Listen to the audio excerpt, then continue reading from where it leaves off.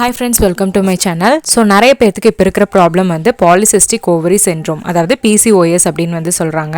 அதுவும் வந்து 15 to 25 ஏஜில் இருக்கக்கூடிய கேர்ள்ஸ்லேருந்து 30 to 40 ஏஜில் இருக்கக்கூடிய, அதாவது மேரேஜ் ஆகி ப்ரெக்னன்சிக்கு பிளான் பண்ணுறவங்களுக்கு கூட இந்த ப்ராப்ளம் வந்து சால்வ் ஆகிறது இல்லை. ஸோ எல்லாத்துக்குமே இப்போ வந்து நிறைய விஷயம் வந்து தெரிஞ்சிருக்கு.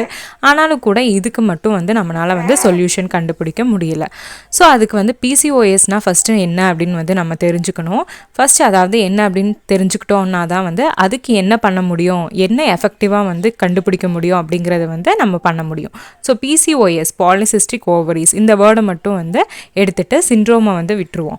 ஸோ ஃபஸ்ட்டு பாலிசிஸ்டிக் ஓவரிஸ் அப்படின்னா என்னென்னா, அது வந்து ஒரு ஸ்கேன்டு ப்ராசஸ். அல்ட்ராசவுண்டில் வந்து ஓவரிஸ், அதாவது முட்டைப்பையை வந்து பார்த்து ஸ்கேன் பண்ணி கொடுக்குற டயக்னோசிஸோட பேர் தான் வந்து பாலிசிஸ்டிக் ஓவரிஸ் அப்படின்னு வந்து சொல்லுவோம். ஓகேவா? ஸோ தேங்க்ஸ் ஃபார் வாட்சிங் திஸ் வீடியோ.